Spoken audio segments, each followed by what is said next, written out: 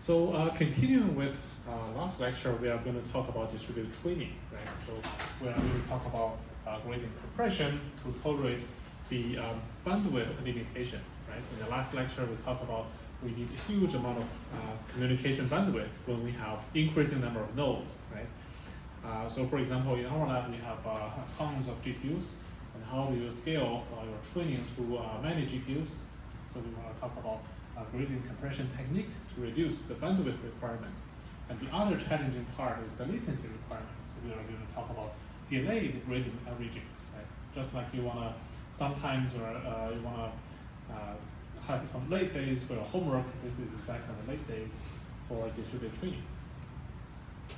So here is our agenda. First, understand two concepts. One is bandwidth, the other is latency in distributed training. Okay? And overcome the bandwidth bottleneck by gradient compression, and then overcome the latency bottleneck by delayed gradient update. Okay? So let's start with the first section.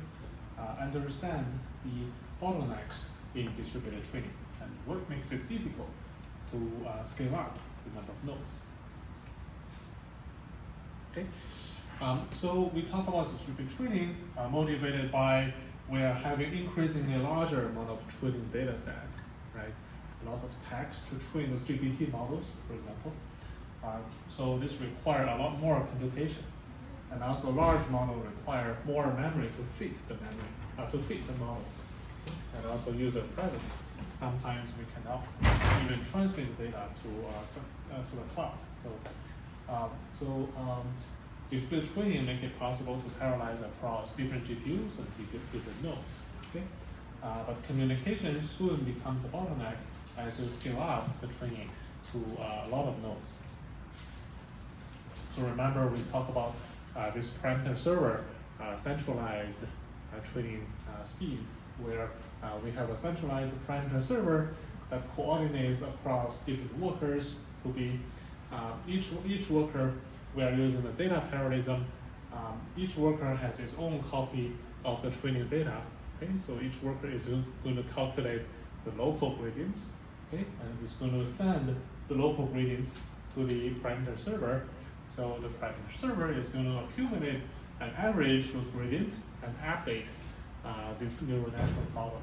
Okay? So this push and sum also requires synchronization across different training workers, right? So that becomes the bottleneck for the whole system. For example, here are here is the bandwidth requirement for different benchmarks during training. Okay, so this is assuming using any 2080 Ti GPU, batch size of 32, unit is millisecond. So from Resonate 50, each iteration time is about 330 milliseconds. So considering we have to transmit about 24 or 25 million parameters, okay? So this is the size of the weight, which is equal to the size of the gradient, right? So this is the amount of data we have to transmit within this amount of time, right? So every second we have to transmit 2.3 gigabits per second. Similarly for like swing transformer, both tiny and large, we need to transmit about between 1 to 3 gigabits per second. So the conventional normal Ethernet bandwidth, if you don't have HPC configuration, is just 1 gigabit per second. Like we have like 25 gig per second high-speed networking, but that becomes pretty expensive, right? So how do you train and scale the model without relying on those high-end networking, right? So that's the motivation of this lecture. Okay. So as we scale up the number of training nodes, if you have more communication steps, longer latency, soon this part becomes the bottleneck, right? So this is the ideal scale up. Ideal speed up as you have more number of GPUs, but most of the models is not ideal, especially those big models. So this is comparing AlexNet, Inception v3, and ResNet 152. And you can guess why AlexNet has the worst scalability. when you have 250 nodes, the theoretical speedup should be 250. But why LXNet is the worst? Only 150x speedup compared with using just one single GPU.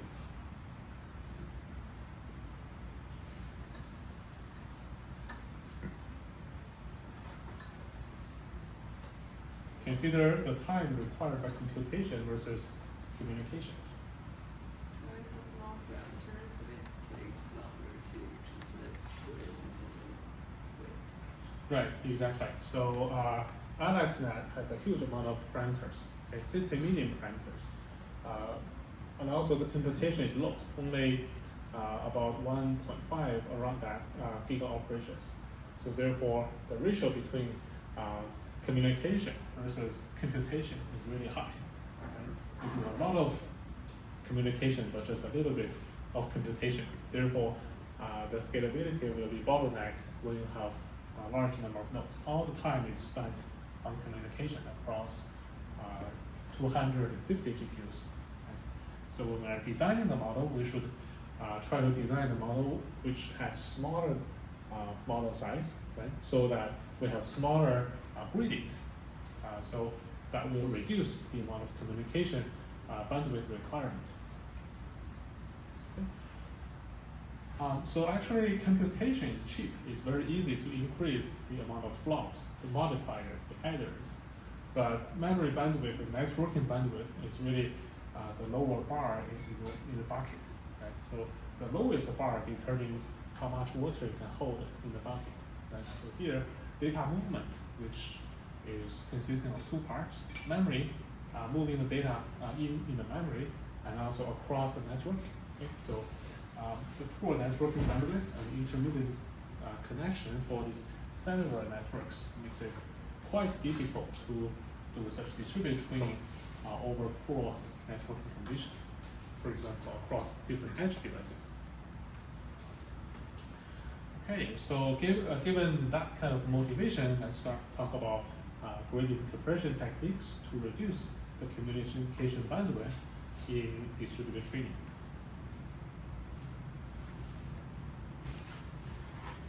So we recall this workflow for this parameter server-based distributed training, where we have a parameter server, and then different workers pool the parameters, do the local calculation about the local gradient, and then push the gradients to the parameter server. Okay? And when we are pushing the gradient, rather than pushing the entire gradient tensor, right, can we selectively push only a subset of the gradients? Okay? Remember, during inference, we talked about pruning, right? At that time, we were pruning the weight, right? Now we are trying to prune the gradient. Okay? So we can actually drastically sparsify the gradient tensor up to 99.9% of the parameters, the gradients, can actually get pruned to be zero, right? So we only need to send those non-zero parameters, non-zero gradients, okay, during the communication, which can drastically reduce the communication bandwidth requirement. Okay? And remember, during pruning, weight pruning, how much parameter can we prune? In your labs, 10%, right? 30%, 10% density, right? So you can prune away around 70% to 90%, that's it. If you remember, we did the experiment when we are pruning 99% of the parameters, the neural network has almost zero accuracy, right? But actually, the gradient pruning is not like that. It's more robust to pruning. We're going to show experiments that actually we can prune away 99.9% of the gradients without losing any accuracy, which is pretty exciting. So new training is going to take longer to converge that? No, it doesn't. Actually, using the same amount of iterations, still converges well. So we're soon going to introduce that technique. And then another technique, remember we talked about quantization for efficient inference. Now we try to see whether we can quantize those gradients. Right? If we can quantize everything to 8-bit, then we need only 1/4 of the communication bandwidth compared with if we have to send everything in IP32. Right? So those are the two techniques we are going to cover to reduce the communication bandwidth. Okay? So here's the agenda when we are talking about gradient compression. Okay? So the goal is to reduce the size of the gradient from two perspectives. Okay? One is gradient pruning to reduce the number of gradients. Second one is gradient quantization to reduce the bit width per gradient. Okay? So we're going to introduce several techniques for both directions.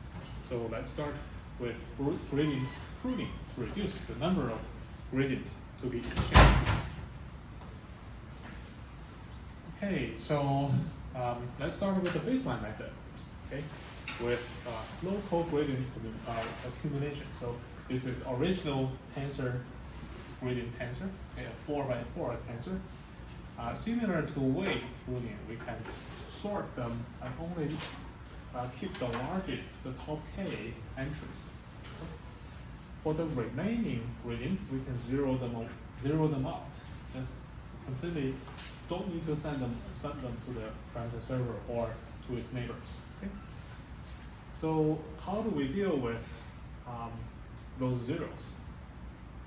Imagine this is the full tensor. We have 16 gradients, okay? But we are going to send out only 4 gradients, either to the parameter server or to the neighbor. So what shall we do for the remaining 12 gradients? Do we throw them away, or is there any more clever way to deal with it? Or it says on the slide accumulated. Right, you can accumulate that locally, right? You don't need to send them out, right, to save the communication bandwidth. But locally, you can accumulate those weights in the next iteration. Right? You can still apply these gradients which didn't get sent out, but you accumulate those gradients locally on your own model. The parameter server didn't see that, your neighbor didn't see that, but yourself, this worker, can get this update, right? So you can pass this residual to the worker itself to update its local copy of the weight, right? So assuming after a couple of iterations, say this 0 gradient, okay? Say this is like a super small gradient, like 0.01, just give an example, okay? 0.01, that's applied to the weight, okay? And maybe next, in a couple of iterations, it'll be above a certain threshold, then it'll be sent out, okay? So this is accumulation is very important. Question. Yeah. So did the residual, the accumulation meant we accumulated to the gradients, the local gradients, or we also I'm confused. So we accumulate the gradients, but we obviously also update the parameters, right? By using all gradients. So for this gradient, what is the question? So this is just gradients. What do we do for the weights? We update them normally, like the parameters. Yeah, so you accumulate the residual in local gradients, but you didn't apply these gradients to the local weights. Local weights will be updated using the specified gradients pulled from the parameter service. Okay, I see. Yeah, so you have a buffer to Save these accumulated gradients, but didn't apply that until it reaches a certain threshold, then we'll send it out. So this is the training speed, right? So we can drop 0%, then we can process like 13,000 words per second. But if we can drastically reduce the number of gradients to be communicated, actually there is noticeable improvement about the word per second or images per second during training. Okay? However, this method alone fail on modern models, like big models like ResNet. Right? So for example, baseline method has 93.75% of accuracy, but with such sparse communication, there's about 1% degradation of training accuracy, okay, using ResNet even on CyberTip. Seems such sparse communication itself is not enough. So let's think about what leads to the poor accuracy, okay, by using this naive weighting jockey. What could be other factors that we ignore?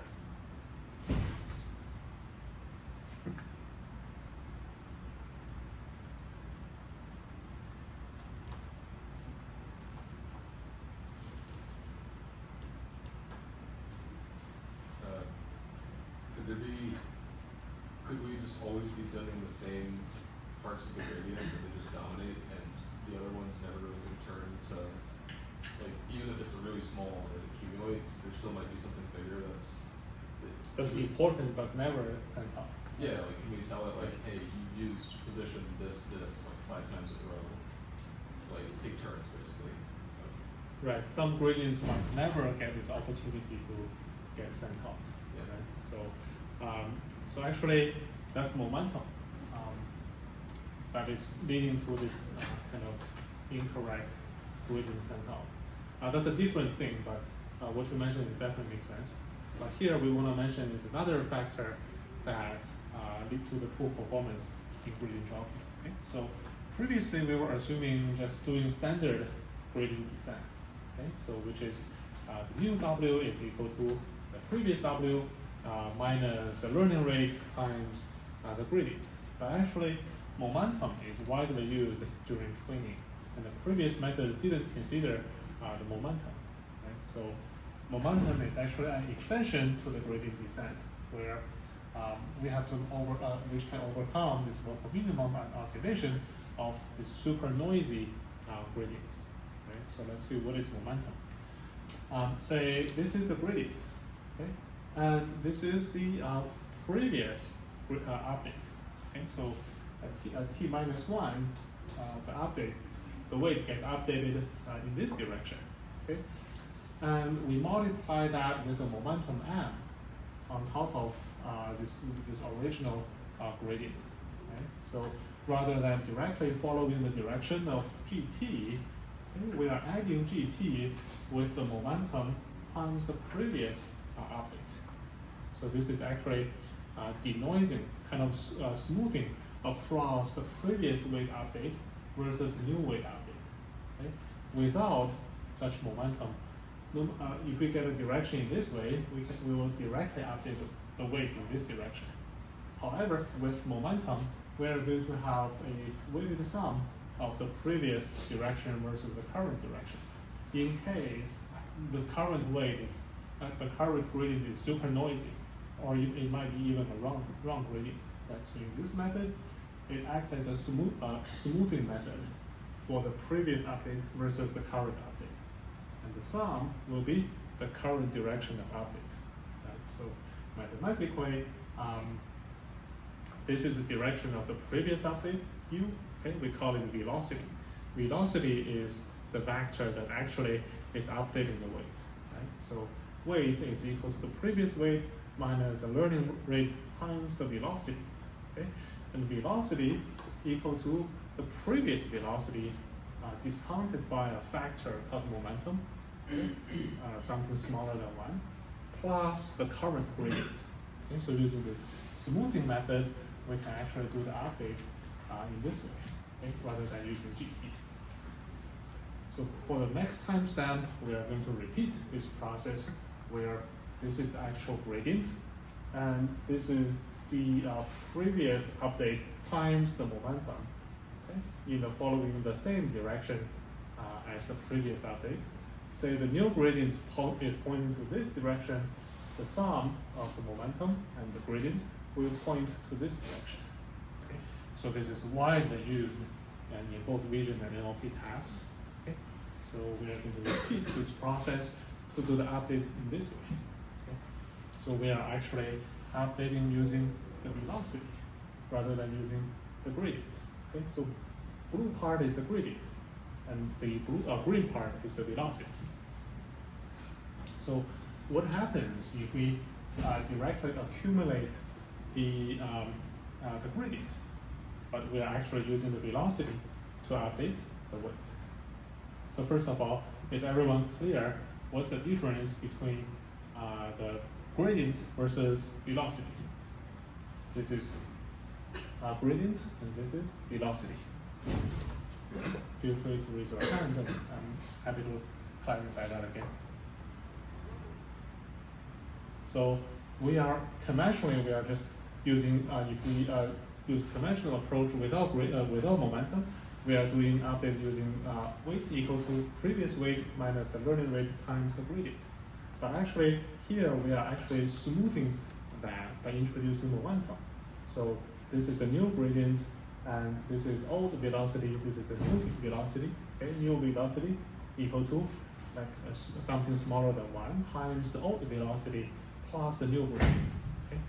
So what if we just directly accumulate the gradient without considering the momentum? So this is the vanilla SGD. This is with gradient accumulation, right? So the old gradient, this is the new gradient, and this is accumulated version. So if we consider this momentum during the update, actually we are going to update in this direction, which is quite different from the original update vector, right? So this is obviously not correct. So this is showing that just accumulating those gradients that is super small, they are unlucky they didn't get sent out because their magnitude is so small that they got pruned during this gradient pruning process. So we are going to accumulate them locally, right? So this is the accumulated result. Okay? Say at a certain point it is getting pretty lucky, it becomes a bigger one and gets sent out. It didn't get pruned, so it will be added with the momentum. And this is the final result, which is different from if it didn't get pruned but updated twice. Right? So the optimization status will shift. They no longer match. So we don't want that situation to happen. Right? So instead, how do we solve this problem? What should we accumulate? So we should actually accumulate the velocity, okay? The green vector, rather than the gradient. Okay? We shouldn't accumulate the gradient, but we should accumulate the velocity. Right? So if we accumulate the velocity, the final result is actually the same.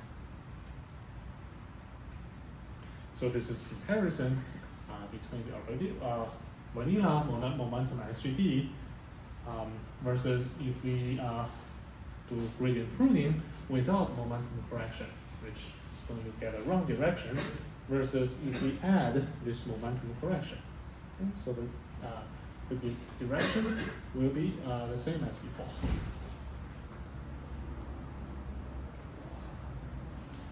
Okay, so the third technique for gradient. I have a question on the previous slide. So the velocity, you get the velocity after all the gradients are averaged in the center node. So you have on the local node, you have to get back the velocity back and accumulate it, right?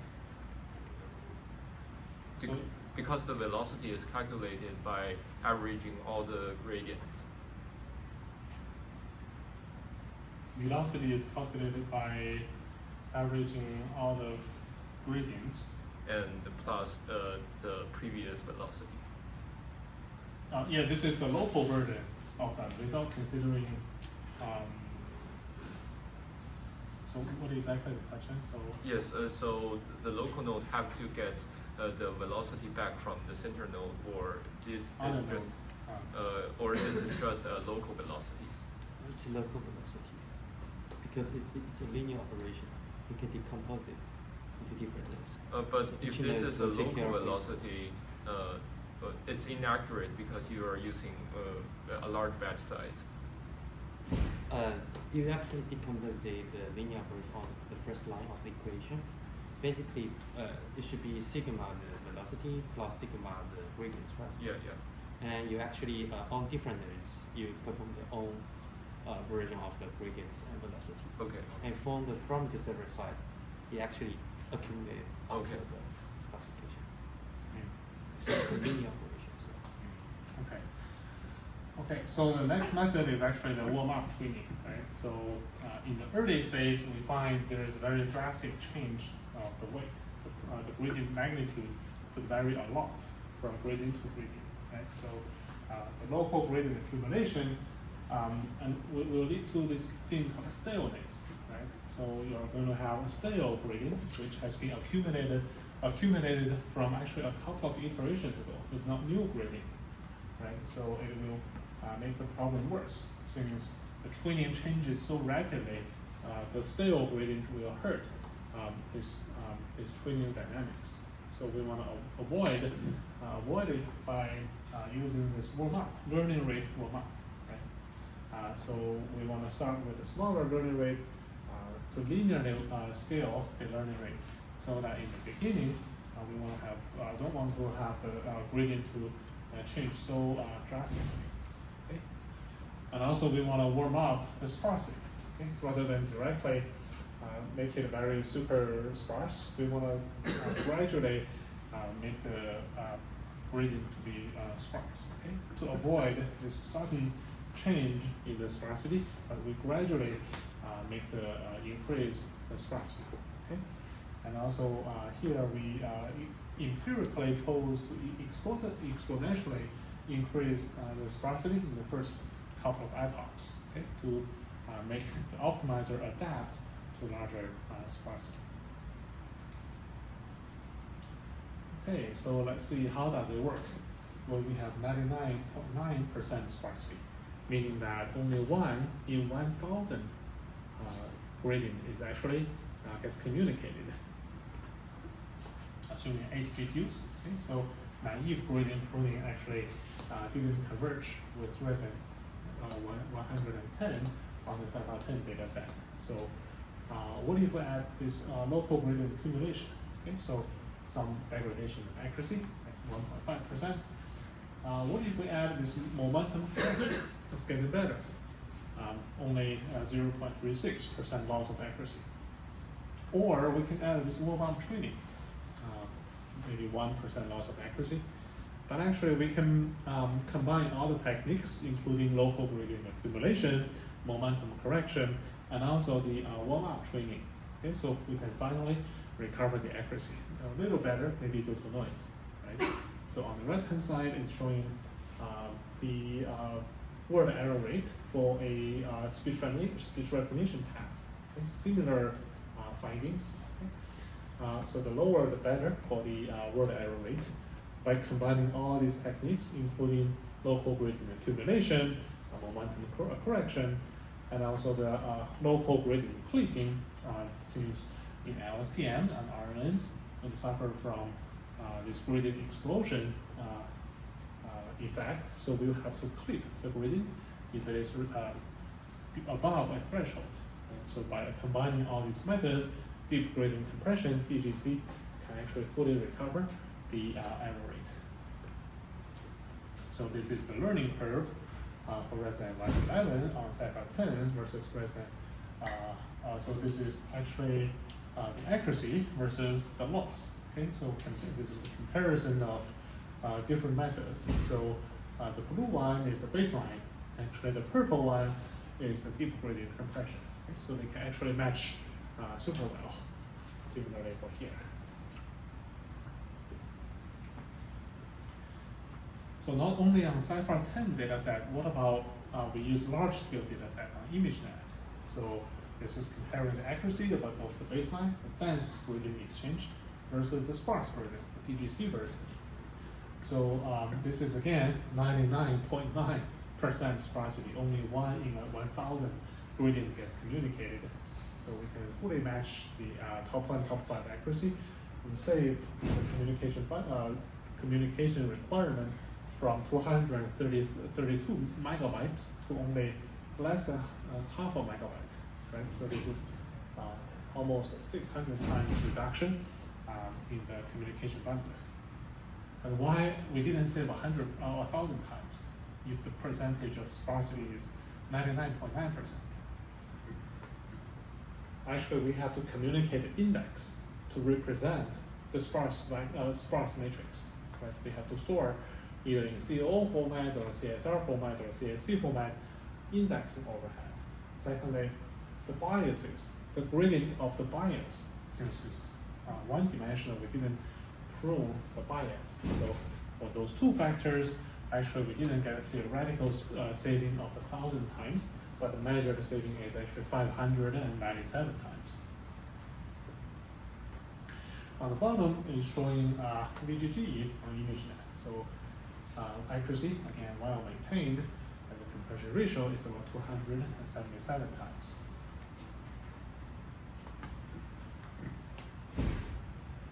So apart from image classification, this is language modeling, again with only 1 in 1,000 gradient is maintained. So here we can have about 462 times reduction of the communication bandwidth, fully matching the accuracy and also the loss during the learning curve. Okay.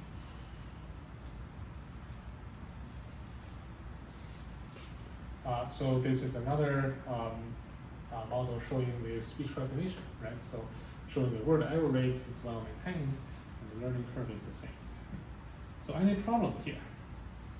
So far we talked about the gradient saving among a single node, right? What happens if we do this all reduce operation, right? If you just send your data to the parameter server, just only once, one-to-one communication, that's probably okay.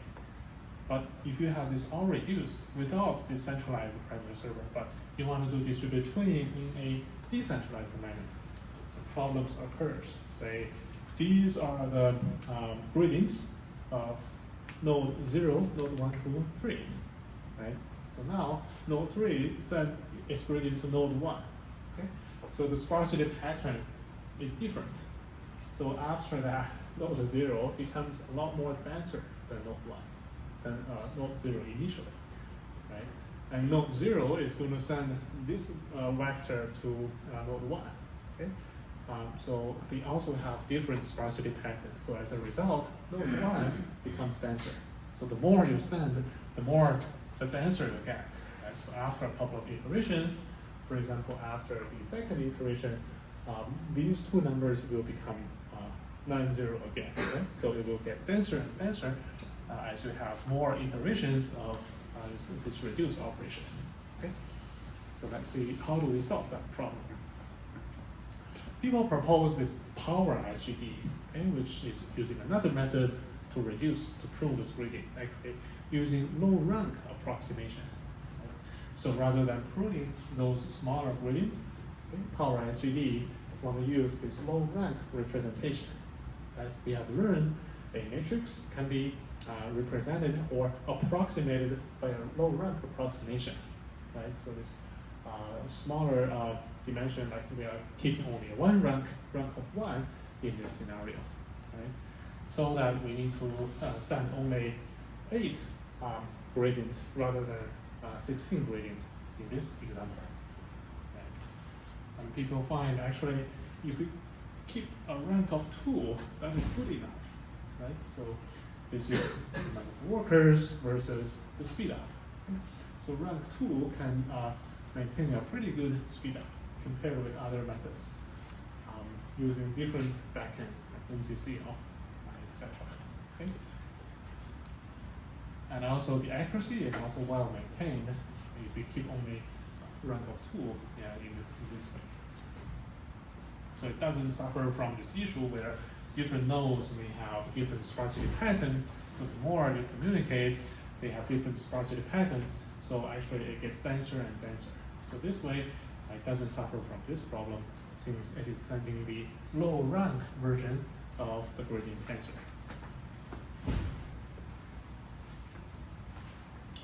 Okay, so in summary, we talk about several gradient pruning methods, okay, including naive sparsification using local gradient accumulation, and the problem of that is actually the momentum, right? So we actually need to do the momentum correction to accumulate the velocity rather than accumulating the gradient. Okay? And then gradient clipping and warm-up training can further help with the convergence. Okay? So we can achieve really high sparsity ratio, like 99.9%, without losing the accuracy. But the problem is that gradient will get denser during all reduce, which can be solved by power SGD using a low rank approximation to reduce the gradient size, which has actually been integrated into PyTorch. All right, so next one from pruning, we are going to switch gear to talk about quantization, right? Using fewer number of bits to represent the gradient. So this is a popular, very famous work called 1-bit SGD. Yeah, question. This is kind of a basic question, but why is it necessary for the nodes to communicate with each other? I thought that we were like looking at ways to reduce the bandwidth requirement for the workers to communicate with the main server. Oh, that was covered in the last lecture. In case you missed the last lecture, we talk about the motivation for communication, right? Say we are using data parallelism, like worker 1 and worker 2, they each have several copies of its own copy of the training data, right? They each get its own gradient, and they want to share the gradient to each other so that they can update the weight. Like you learn something, your classmate learned something, you want to exchange with each other to understand what each other learned. Right? So that's why we need to communicate the gradient. All right, so this is very similar to gradient pruning, right? So this is the original gradient vector matrix, okay? So this is the 1-bit version. And then we have a residual, okay, which can be accumulated and continue to be updated in next time. So this is showing the diagram of 1-bit SGD, right? It's showing that we can actually use 1 bit for each gradient to be communicated. But that's not exactly 1 bit, since we have this column-wise scaling factor, right? So for each column, we are comparing whether a gradient is larger than 0 or smaller than 0. So this is larger than 0, this is smaller than 0. So 1, 1, this is -1, this is +1, right? So if we just put 1 and -1, that is actually not enough. So what do we do here? We have a column-wise scaling factor, okay? So this is not 1, but actually 1 times the scaling factor called mu1, right? And mu1 is shared for this entire column, right? So this is actually a column-wise scaling factor. For this entire column, it's either +1 or -1, but scaled by the scaling factor called mu1, right? So in the second column, it's actually -1, -1, +1, -1, scaled by mu2, okay, which is the scaling factor for the second column, etc. Of course, using this quantized matrix, we'll have quantization error. So the quantization error will be accumulated to the original gradient. Actually, apart from this method, actually people propose a threshold quantization approach. Right? So we can use a ternary representation. So previously, this is using a binary representation, either positive or negative. Right? So in this way, we can have both a positive, a negative, and 0. Right? So we have to empirically choose this threshold tau. Right? So everything larger than tau in green, everything smaller than -tau, this is in yellow. Right? And something in between, it is in white. Right? So we'll have these 3 values, okay, tau, 0, and -tau. Again, we can have this error matrix to to be accumulated for the next iteration. Apart from that, there's also another word called ternary, ternary gradient matrix. So we can divide the gradient by the max of the gradient, okay? And we can quantize them to 0, +1, or -1. Okay? With probability, using the magnitude of this gradient element divided by the max of the whole gradient tensor, right? Such that after quantization, the expectation of the quantized value is equal to its original value. Right? So if this g divided by max g is like 0.9, then you have 90% of probability to be quantized to 1. Right? If it is so that actually the expectation will be well maintained. But this method doesn't accumulate the error, so the quantization happens on the fly. Question? What about adding like iterate noise? Have you ever done that? Adding some noise. Yeah, like iterate and signal processing. Usually adding noise helps with quantization. So I guess it might be helpful to add some noise. So far we talked about how to tolerate and reduce the bandwidth, right? So there's a second problem very quick, which is the latency. Right? So reducing the bandwidth is important, but reducing the latency is equally important, right? So the latency in a data center can be as low as like 1 microsecond, but in 4G, in our LTE, etc., it can be as long as 200 milliseconds.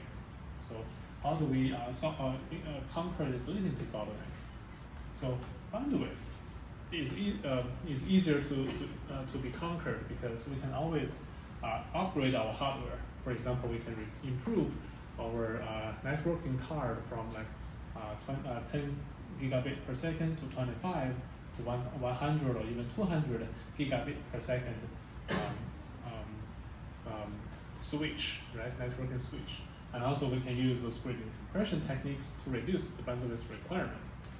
However, latency is hard to improve because of the physics, right? So we are limited by the speed of light. So traveling from Shanghai to Boston, even at the speed of light, that require more than 100 milliseconds, right? So that is the physical limit we cannot improve.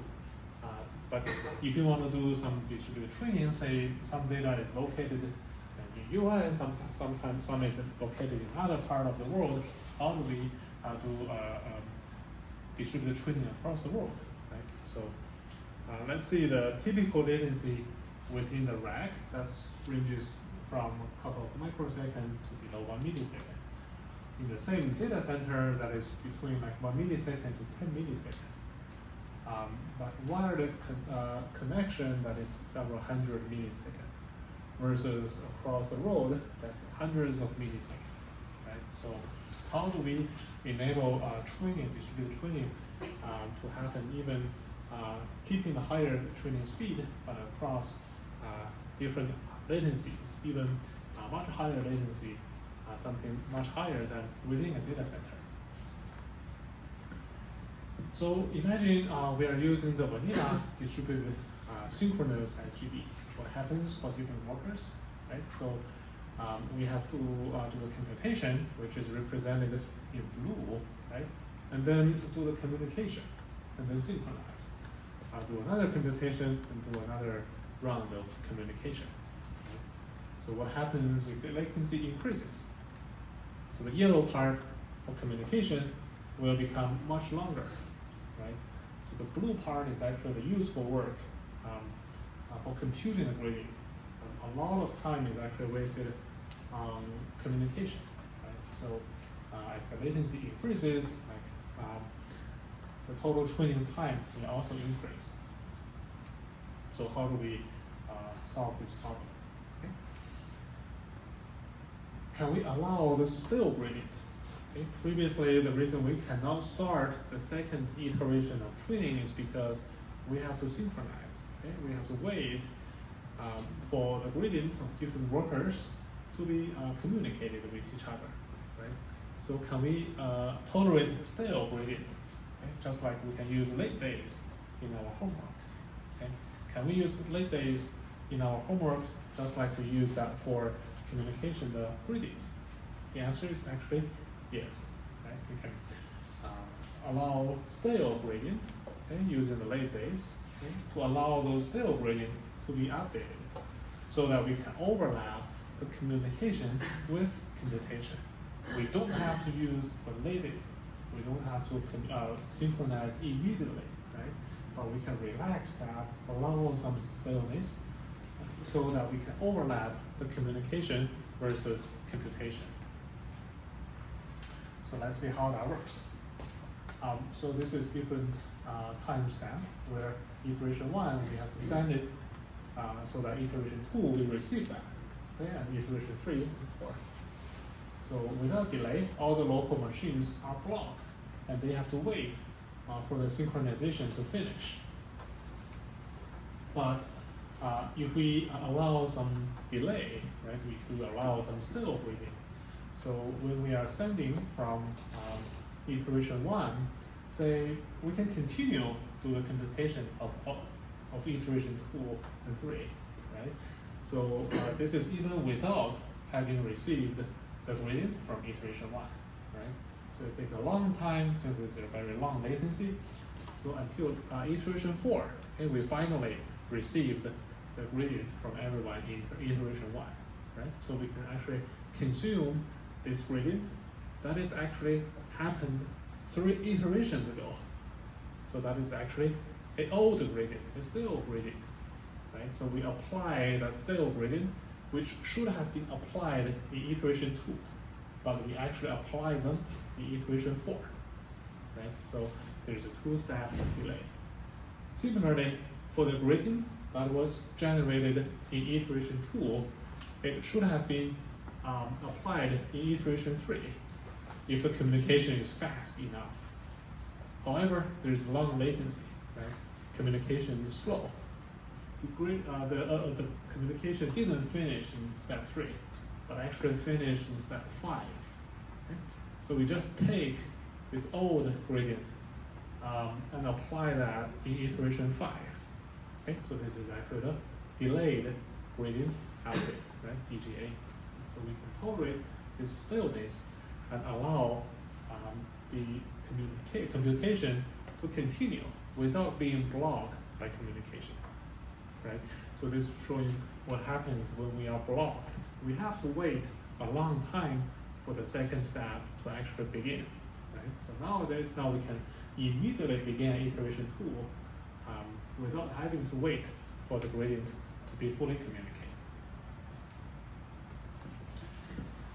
So this is visually explaining what happens here, right? So after iteration 1, the communication happens, right? So, but we don't have to wait, but immediately start the second iteration. Okay? So here we are actually already started the iteration even before the communication finishes, right? So as the networking latency increase from this amount to a larger amount, right?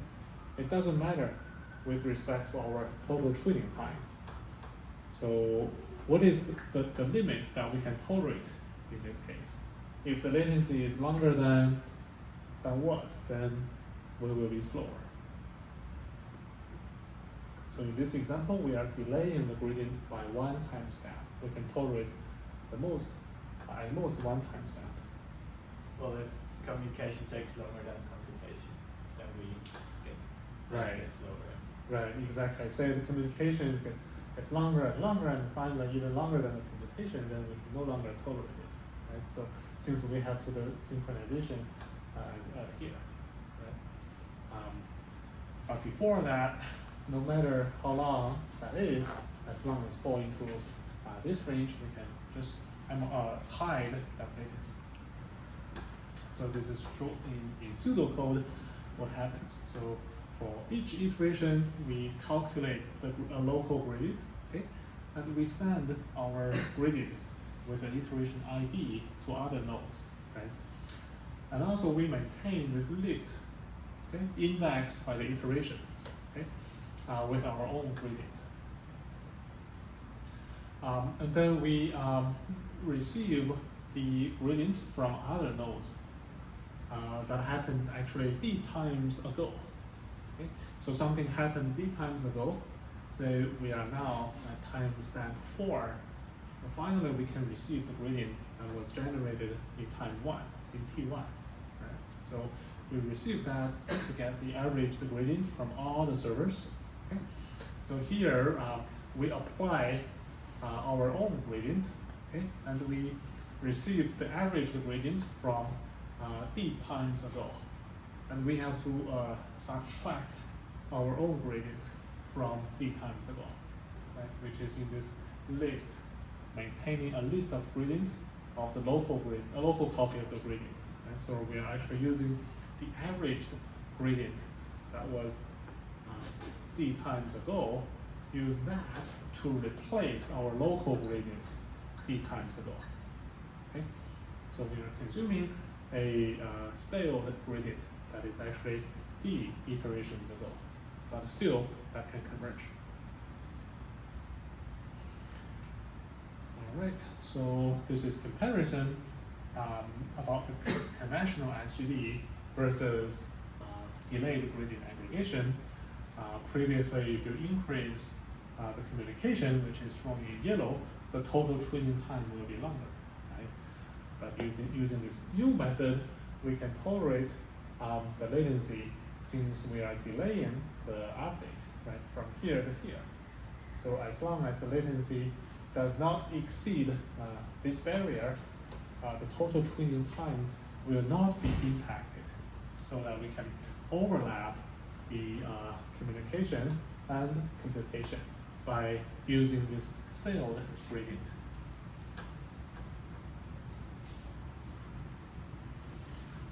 So in this slide, actually we are showing this example in a more concrete manner. Right? So here we have this 6 timestamps. At the 6th iteration, the average gradient from the 3rd iteration actually arrives. Similarly, for the 5th iteration, the gradient from the 2nd iteration arrives. For the 4th iteration, actually, we receive the gradient from the 1st iteration. Okay? Conventionally, we just apply the gradient update in this manner. Right? This is a naive version. Right? We receive something that is stale. Right? We use a late day of d.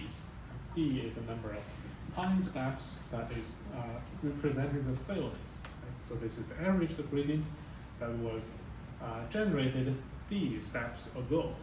Right? So directly applying such stale gradient will actually hurt the accuracy. Right? So the more we delay, actually without gradient correction, actually it loses up to like 4% of the accuracy. Right? So which is showing that directly using the late day is not helpful. Does not work. Right? So rather than directly using this stale gradient, right, we have to actually subtract our own copy d times ago. Right? So this is the gradient correction term. So after applying that, we can almost recover the accuracy at least with a delay of 10 timestamps. Even with 15 timestamps, the accuracy is okay. But with 20 steps, it begins to drop. Okay. So this is the evaluation on image and also language data sets. Right? So we can show the speed up using delayed aggregation compared with other methods such as flat average. The speed up is quite significant, like 3 times to 4 times, while maintaining the accuracy. So here we are actually having a delay of 20 steps, okay? Just like having a 20 days of late day. Right? We can delay the update for like timestamp of 20 steps. Actually, we did the study using this setup with 8 Raspberry Pis. We stack 8 Raspberry Pis in a rack, and we have 2 such racks in the lab to actually have this measured speed up. Right? So we measured from 1 node, 2 nodes, all the way to 8 nodes. Okay? Altogether 8 nodes in this Raspberry Pi farm for both the region task and also for the language task. So with 8 nodes, combining using this DGA, when we are delaying the update by 20 steps, we can have like 7.5 speed up compared with having only 1 node. And this is without those advanced like 25 gig Ethernet, right? So very long latency and low bandwidth. So with such technique, it made it possible for us to do like on-device training and fine-grained learning, which we are going to introduce in the future lecture. Right. So here's a summary for today's lecture. We talk about 2 bottlenecks for distributed training. Right? One is the bandwidth bottleneck, and the other is the latency bottleneck. Right? So for bandwidth bottleneck, we can compress the gradient using 2 methods. One is pruning, the other is quantization. So for pruning, the remaining gradient vector becomes sparse. Okay? So we have to do the momentum correction to actually accumulate the velocity rather than accumulate the gradient. Okay? And by using gradient clipping and also the warm-up training to further stabilize the training process. And also we can use even 1 big or ternary gradient to save the communication bandwidth. With respect to tolerating the latency, okay, we can use this delayed gradient averaging to use late days to allow staleness during the communication, so that we can actually pipeline or overlap the communication versus the computation, right? So that we can tolerate the latency in distributed training. If you're interested to continue to explore this area, we can give you this access to our Raspberry Pi farm for you to do some on-device training job. And we have only 2 such racks, so if you need access, talk to us early. All right, so these are some of the references we described in today's lecture. Okay, so that's all the content for this lecture.